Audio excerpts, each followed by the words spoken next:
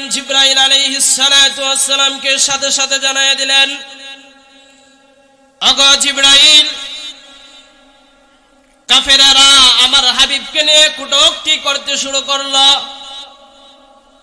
আমার হাবিব মানুষের নিকট বলে আমি আল্লাহ এক, আমি আল্লাহর ইবাদত করার জন্য। কাফেররা বলতে শুরু করলো, তোমার আল্লাহ কেমন, তোমার আল্লাহ দেখতে তোমার আল্লাহ কেমন, তোমার আল্লাহর পরিচয় আমাদের নিকট তুলে দাও।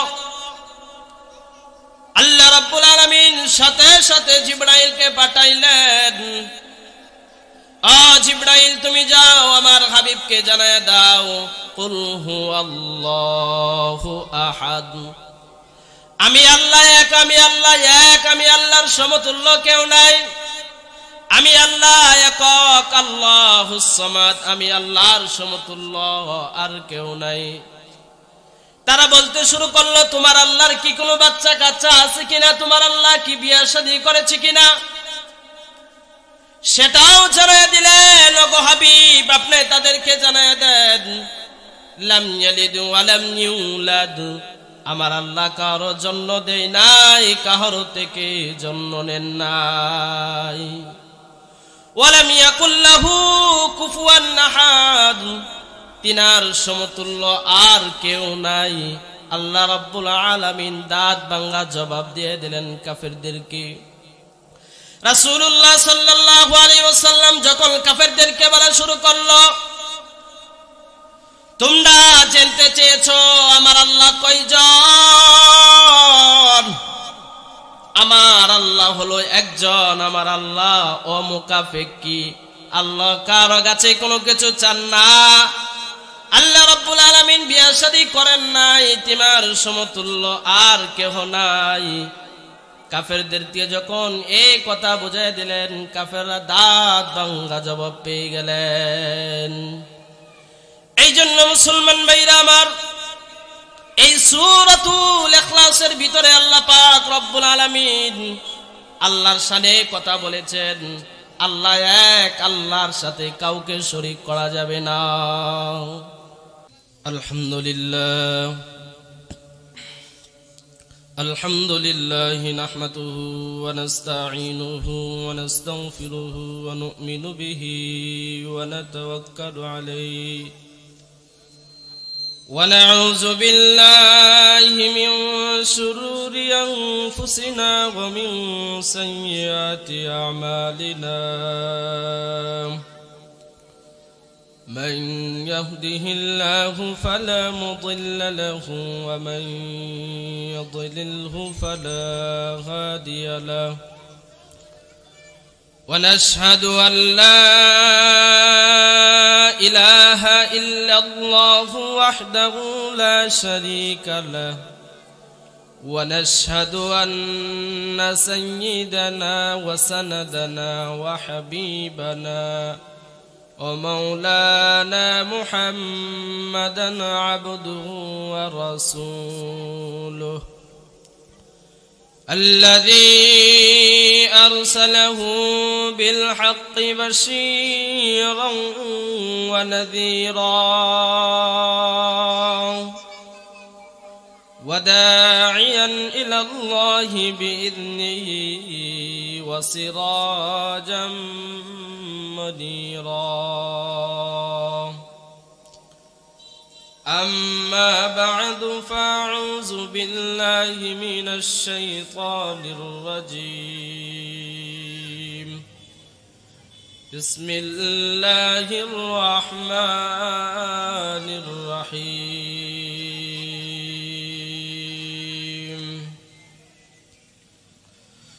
قل هو الله أحد الله الصمد لم يلد ولم يولد ولم يكن له كفوا أحد. وقال رسول الله صلى الله عليه وسلم خيركم من تعلم القرآن وعلمه كما قال النبي عليه الصلاة والسلام. ইন্নাল্লাহা ওয়া মালাইকাতাহু ইউসাল্লুনা আলান নবী ইয়া আইয়ুহাল্লাযীনা আমানু সাল্লু আলাইহি ওয়া সাল্লিমু তাসলিমা।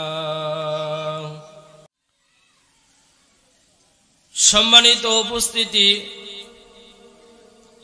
আমি আপনাদের খেদমতে কুরআনুল কারীমের ৩০তম পারার ১১২ নম্বর সূরা তেলাওয়াত করেছি। আল্লাহ পাক রব্বুল আলামিন এই সূরা কেন নাজিল করলেন? প্রত্যেকটি সূরার নাজিল হওয়ার কিছু কারণ রয়ে গেছে। তো এই সূরাটি একটি ছোট্ট সূরা। ৫ বছর শিশু থেকে নিয়ে বৃদ্ধ পর্যন্ত মানুষ সকলে এই সূরাটি মুখস্থ আছে। যারা কোরআন পড়তে পারে অথবা কোরআন পড়তে পারে না, এমন কেউ নাই যে আমি সূরাতুল ইখলাস তেলাওয়াত করতে পারি না। কোরআন শরীফের মধ্যে সবচেয়ে ছোট্ট সূরা হইল সূরাতুল কাউসার আর সূরাতুল ইখলাস। এই সূরাতুল ইখলাস এটা শুধু আল্লাহর শানের কথা বলা হয়েছে, আর সূরাতুল কাউসারের মধ্যে শুধু রাসূলের শানে কথা বলা হয়েছে। তো এই সূরাটি নাযিল হওয়ার কারণ কি? এটি এমন একটি সূরা, এই সূরাটি যদি কোনো ব্যক্তি একবার তেলাওয়াত করে তাহলে ১০ পারা কোরআন শরীফ পড়লে যে সওয়াব, সেই সওয়াব তার আমলনামার মধ্যে দেওয়া হয়। যদি কোনো ব্যক্তি ২ বার তেলাওয়াত করে তাহলে ২০ পারা কোরআন শরীফ পড়লে যে সওয়াব তার আমলনামার মধ্যে দেওয়া হয়। আর কোন ব্যক্তি যদি এই সূরাতুল ইখলাস তেলাওয়াত করে ৩ বার তেলাওয়াত করার কারণে তার আমলনামার মধ্যে ১ খতম কোরআন সওয়াবের দেওয়া হয়। তাহলে লক্ষ্য করে দেখেন, ছোট্ট একটি সূরা, এই সূরাটি একবার তেলাওয়াত করলে ২০ থেকে ২৫ সেকেন্ড সময় লাগে।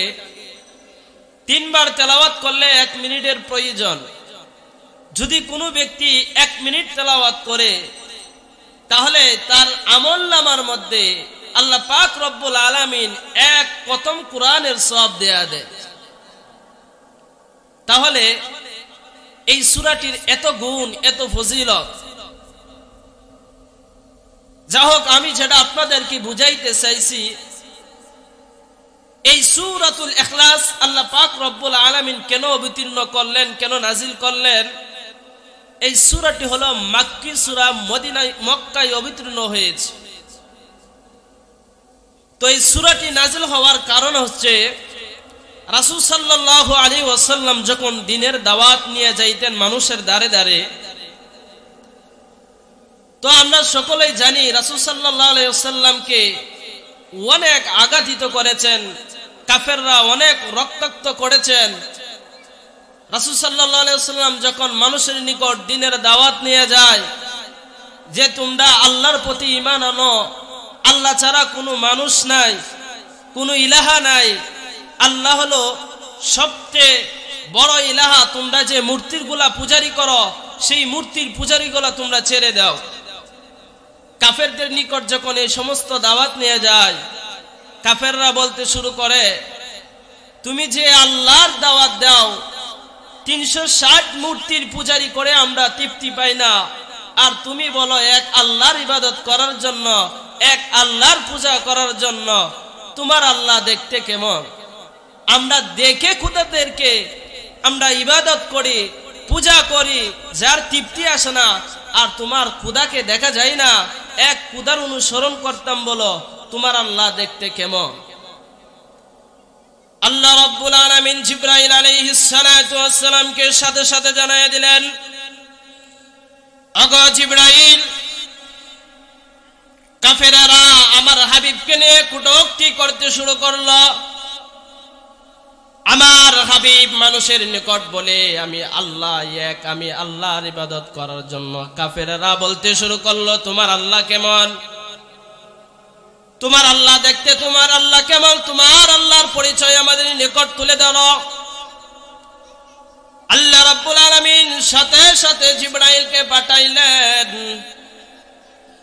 জিবরাইল তুমি যাও আমার হাবিবকে জানায় দাও কুল হুয়াল্লাহু আহাদ, আমি আল্লাহ এক, আমি আল্লাহ এক, আমি আল্লাহর সমতুল্য কেউ নাই, আমি আল্লাহ একক, আল্লাহুস সামাদ, আমি আল্লাহর সমতুল্য আর কেউ নাই।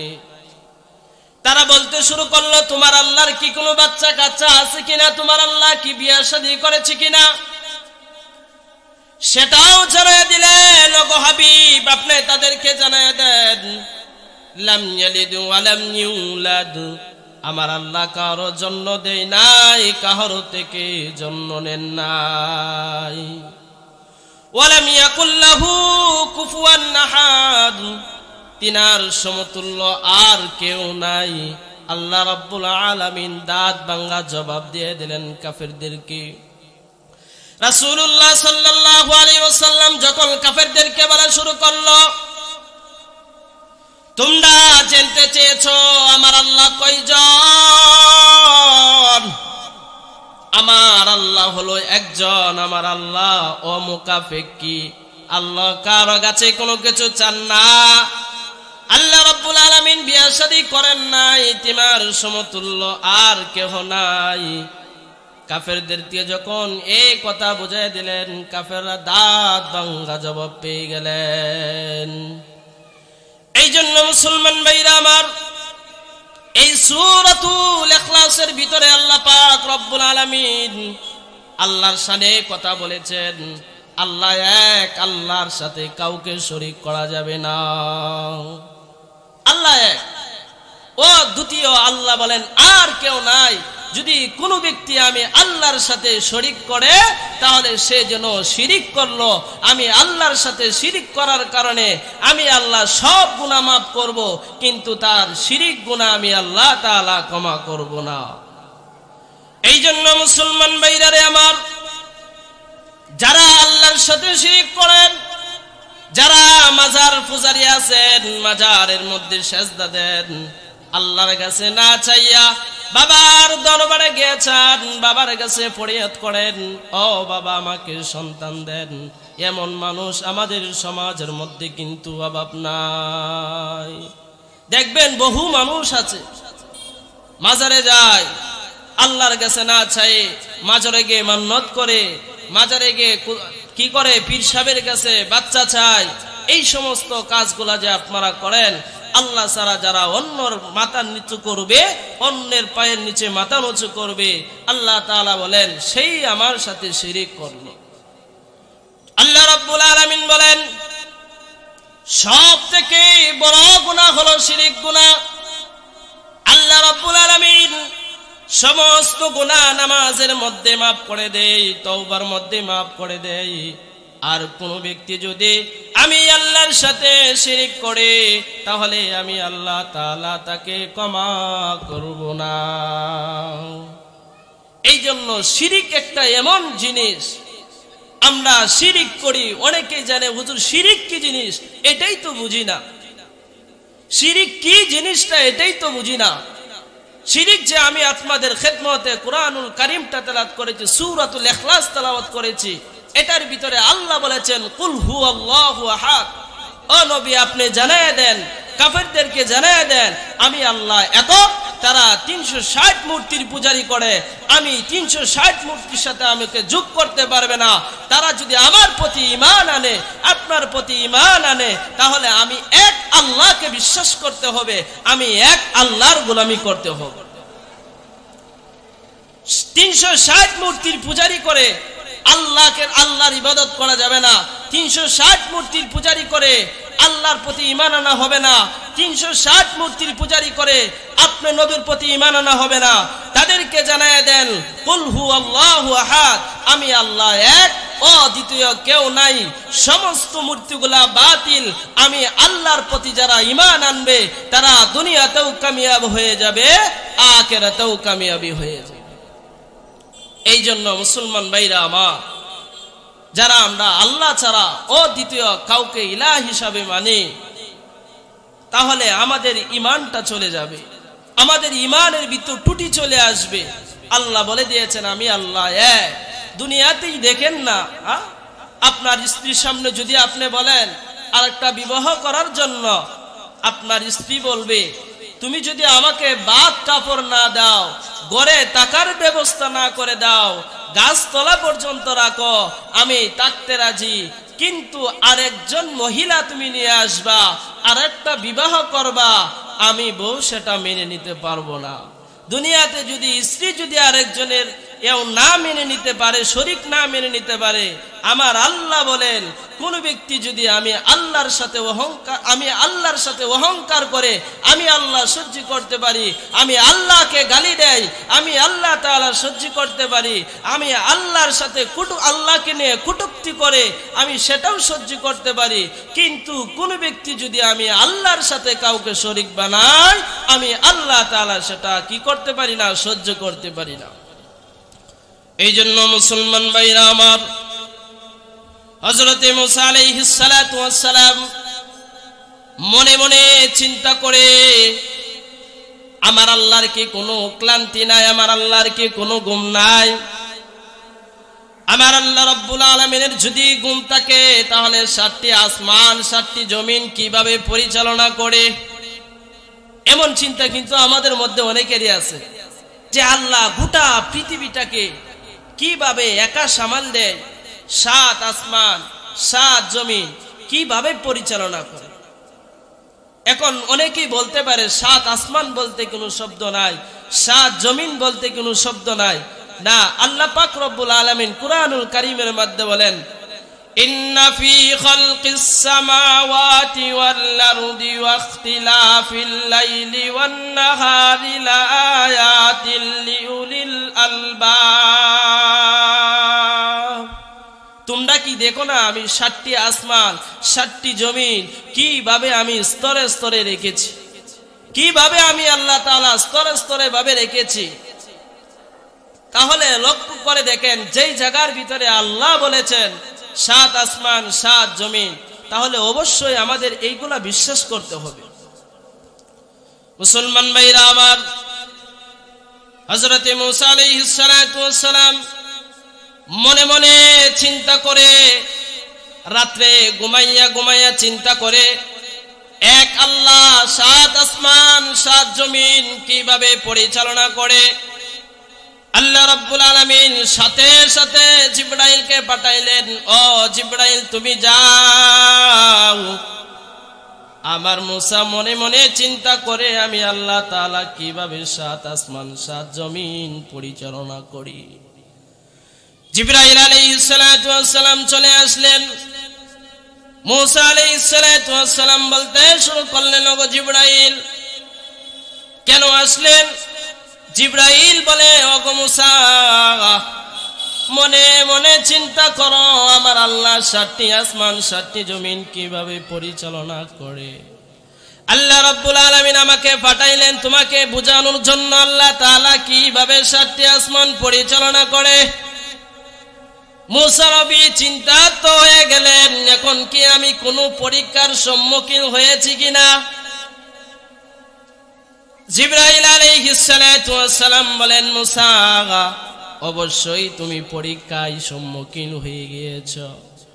মুসা আলাইহিস সালাতু ওয়াস সালাম বললেন, কেমন পরীক্ষার সম্মুখীন হয়েছি? জিবরাইল আলাইহিস সালাতু ওয়াস সালাম বলেন, আল্লাহ রাব্বুল আলামিন আপনাকে পরীক্ষা করার জন্য 7 আসমান 7 জমিন কিভাবে পরিচালনা করে সেটা বুঝাইবার জন্য আমি জিবরাইলকে পাঠাইলেন। জিবরাইল আলাইহিস সালাতু ওয়াস সালাম হাতের মধ্যে 2টি গাছ রাখলেন, একটি গ্লাস ডান হাতের মধ্যে রাখলেন আর একটি বাম হাতের মধ্যে রাখলেন। পানি ভর্তি গ্লাসগুলা হাতের মধ্যে রাখার পরে জিবরাইল বললেন, মুসা আমি যতক্ষণ পর্যন্ত না আসবো ততক্ষণ পর্যন্ত হাতের মধ্যে রাখবি। মুসা নবী ডাক দিয়া বলে, ওগো জিবরাইল, কতক্ষণ আমার হাতের মধ্যে রাখতে হবে?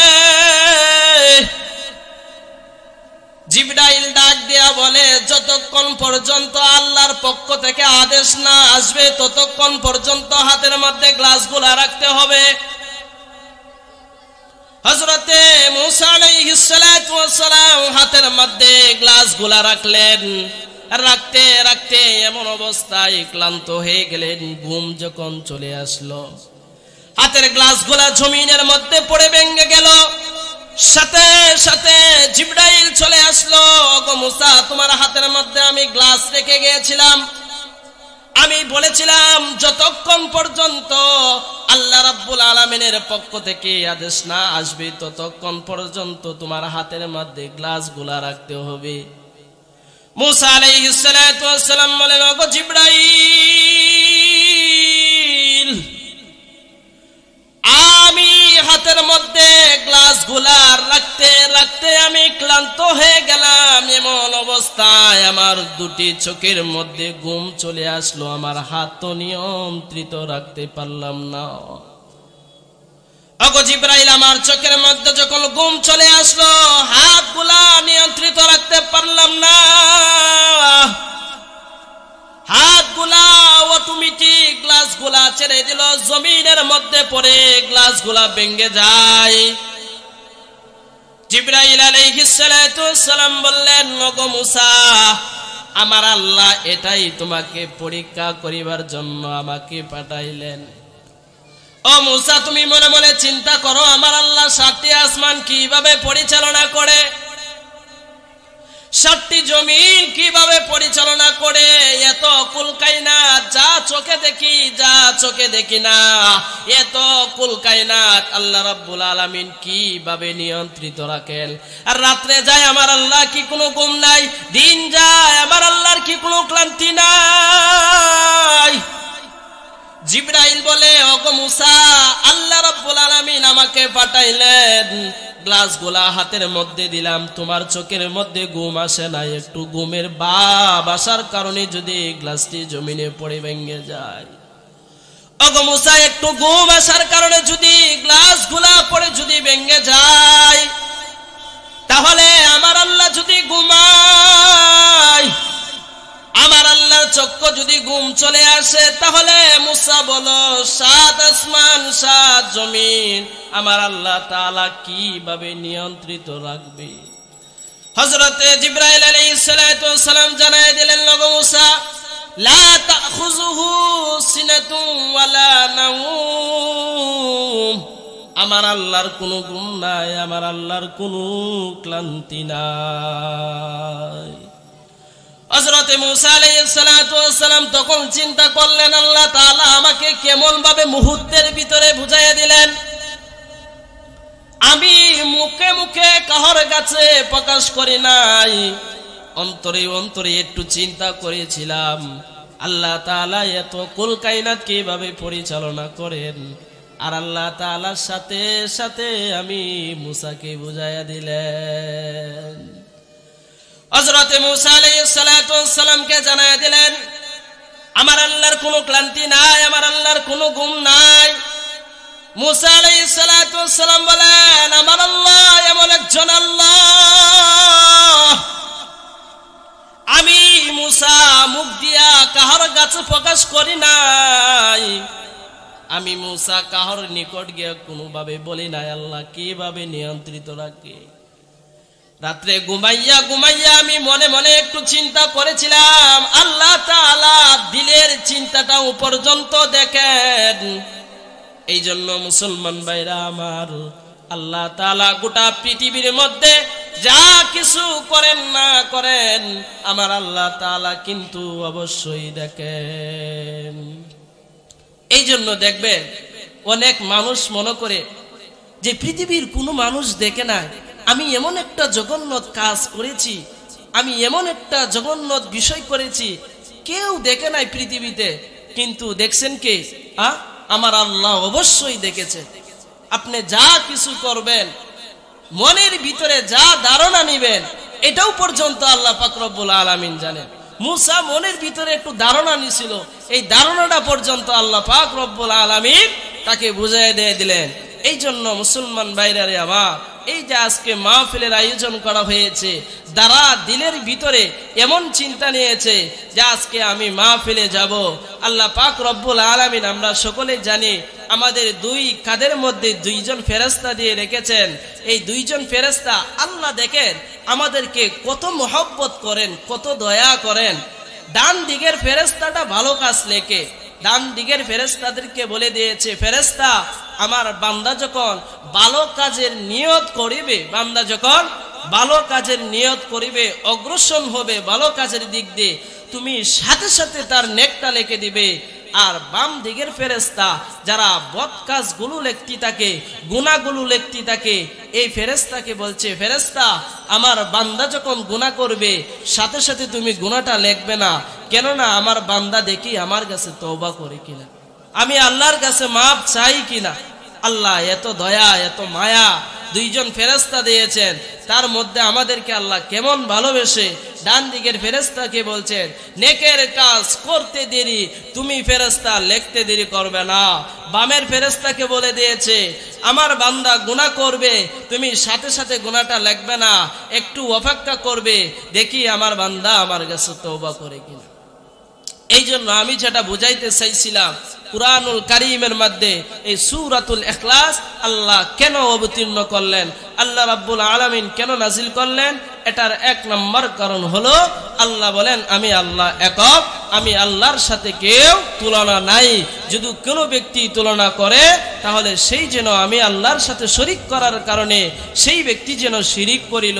এই জন্য আল্লাহ বলেন আমি সব গুনাহ মাফ করে দেব, কিন্তু আমি শিরিক গুনাহ মাফ করব না।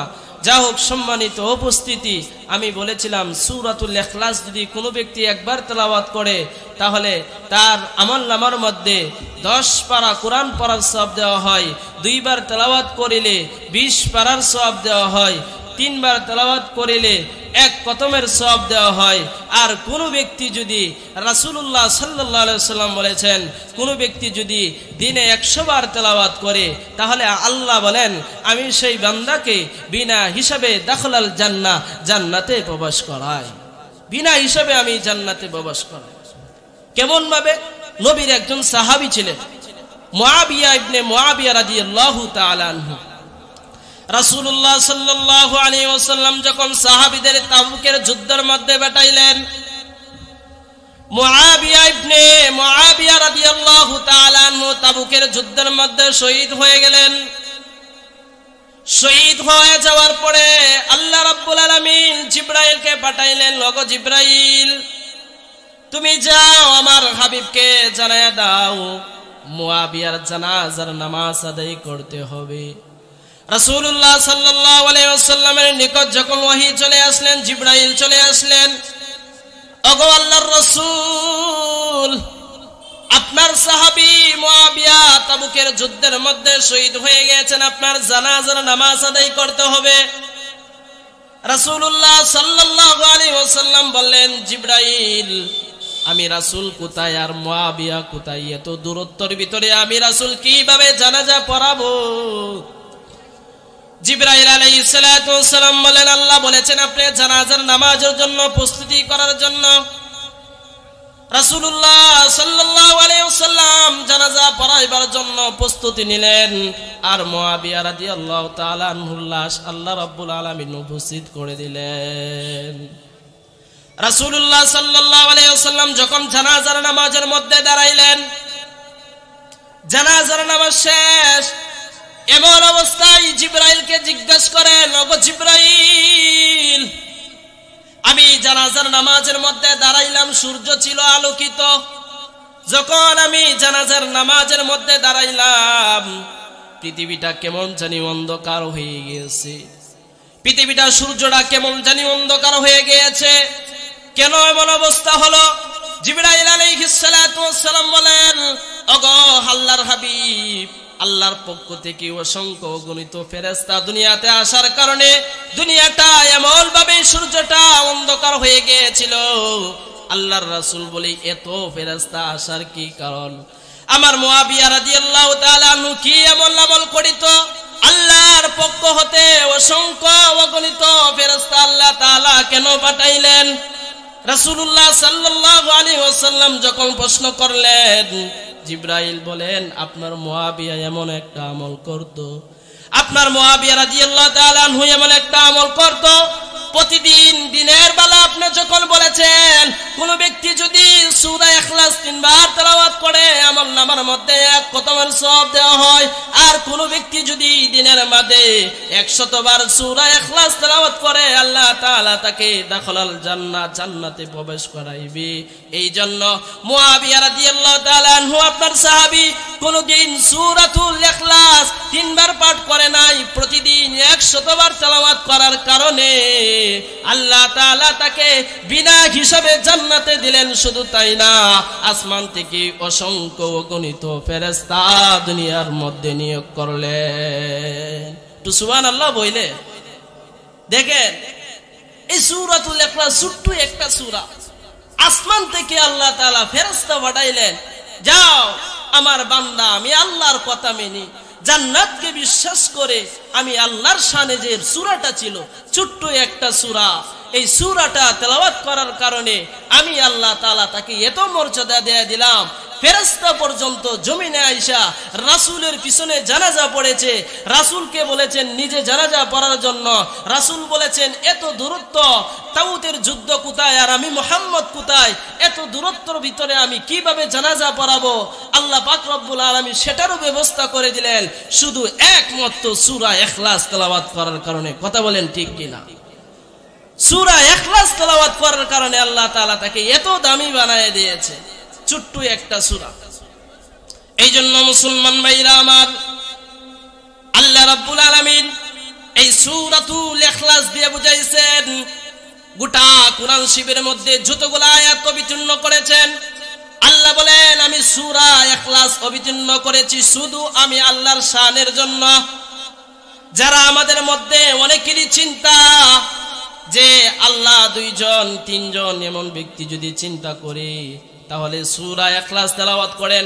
আল্লাহ রাব্বুল আলামিন সূরা ইখলাসের প্রথম আয়াতের মধ্যে বলেছেন কুল হুয়াল্লাহু আহাদ, ওগো নবী আপনি জানায় দেন আমি আল্লাহ এক। তাহলে আমরা যদি আল্লাহ এক হিসাবে মানি তাহলে কোনো সময় মাজারে গিয়ে সিজদা করতে পারি না, কোনো সময় মাজারে গিয়ে বাবার কাছে চাইতে পারি না আল্লাহ কি দিতে পারে প্রভু আপনি আমাকে দেন, প্রভু কি দিতে পারে পীরের কাছে গিয়ে বলে পীর আমাকে কি দেন, সন্তান দেন, আমার টাকা নাই টাকা দেন, আমার অভাব দূর করে দেন। পীরের সিজদার মধ্যে যখন সিজদা দেয় আল্লাহ বলেন আমাকে গালি দিবে আমি সহ্য করব, আমি আল্লাহকে নিয়ে কটূক্তি করবে আমি আল্লাহ তাআলা সহ্য করব, আমি আল্লাহর ইবাদত কোনো ব্যক্তি যদি ত্রুটি হয়ে যায় আমি আল্লাহ তাআলা maaf করব, যদি কোনো ব্যক্তি আমি আল্লাহর সাথে আরেকজনকে মিলাই আমি আল্লাহ তাআলা তার কোনোদিন গুনাহ ক্ষমা করব না।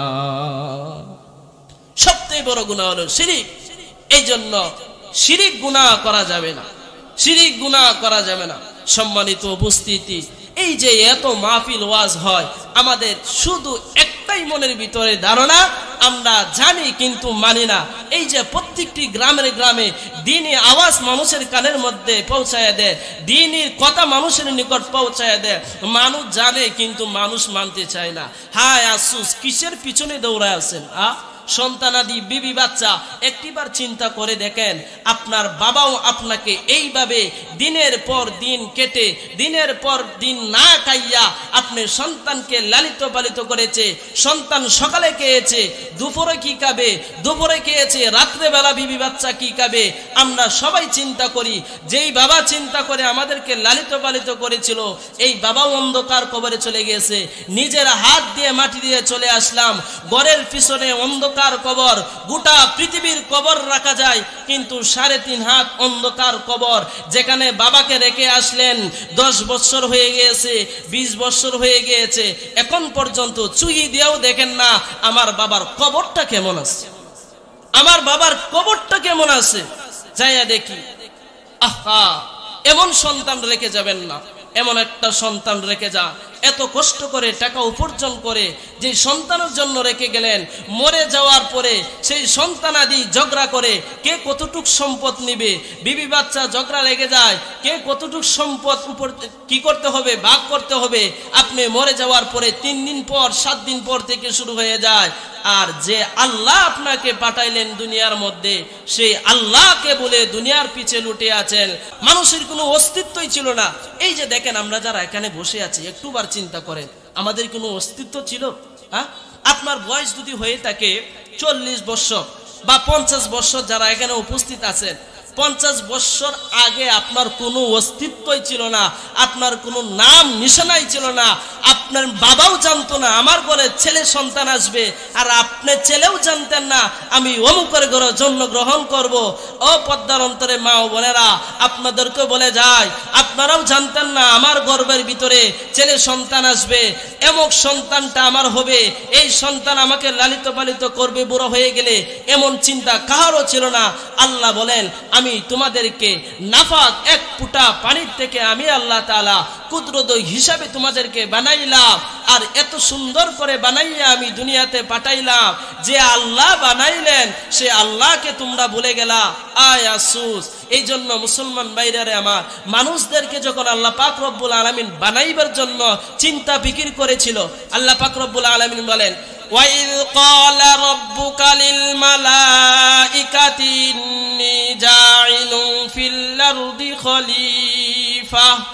আল্লাহ তাআলা যখন ফেরেশতাদেরকে নিয়ে চিন্তা ফিকির করলো, ও ফেরেশতারা তোমরা আসো, সমাবেশ ডাকলেন, মজলিস ডাকলেন, বসার পরে বলতেছে আমি দুনিয়ার ভিতরে মানব জাতি সৃষ্টি করব, মানুষ দুনিয়াতে পাঠাইব।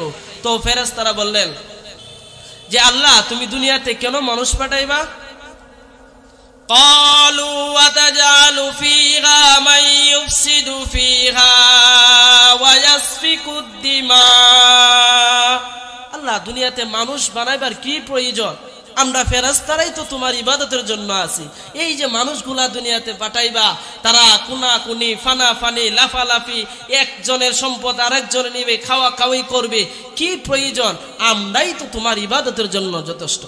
আল্লাহ রাব্বুল আলামিনের পরে আয়াতে বলে, قال إني أعلم ما لا تعلمون।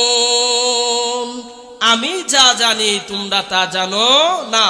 এই যে আল্লাহ পাক রব্বুল আলামিন আমাদেরকে কেন পাঠাইলেন, এই যে আজকে যারা আমরা এই মজলিসের ভিতরে মাহফিলের ভিতরে উপস্থিত হয়েছি, এখন আল্লাহ পাক রব্বুল আলামিন ঘোষণা করতেছে, ও ফেরেশতারা তোমরা বলেছিলে যে আমি বান্দা কেন দুনিয়াতে পাঠাইবো, কেন পাঠাইছি দেখছো? তারা আমি আল্লাহর বয়ে দিন শোনার জন্য, দিনই নসিহত শোনার জন্য, জাহান্নামের বয়ে জান্নাতের বয়ে তারা এখন দিনই মজলিসে বসলো। দেখে রাখো, আপনাদের নাম ধরে ধরে বাপের নাম উল্লেখ করে আপনি যখন মজলিসে চলে আসলেন, আল্লাহ বলেন আমি ফেরেশতাদেরকে নিয়ে তাদের নাম ঘোষণা করি ফেরেশতাদের মজলিসে। বলেন না সুবহানাল্লাহ। এই জন্য আল্লাহ পাক রব্বুল আলামিন বলেন, যারা আমি আল্লাহকে স্মরণ করবে আমি আল্লাহ তাআলা তাদেরকে স্মরণ করব।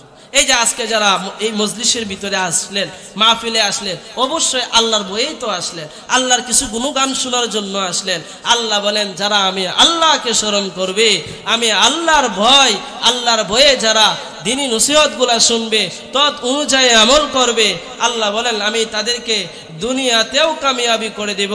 শুধু তাই না, হাসরের ময়দানে আমি আল্লাহ তাআলা তাদেরকে বিনা হিসাবে জান্নাতে দিব। বললাম সুবহানাল্লাহ, বিনা হিসাবে জান্নাতে দিব। এই জন্য দিলের ভিতরে আল্লাহকে বসান, দিলের ভিতরে আল্লাহকে বসান।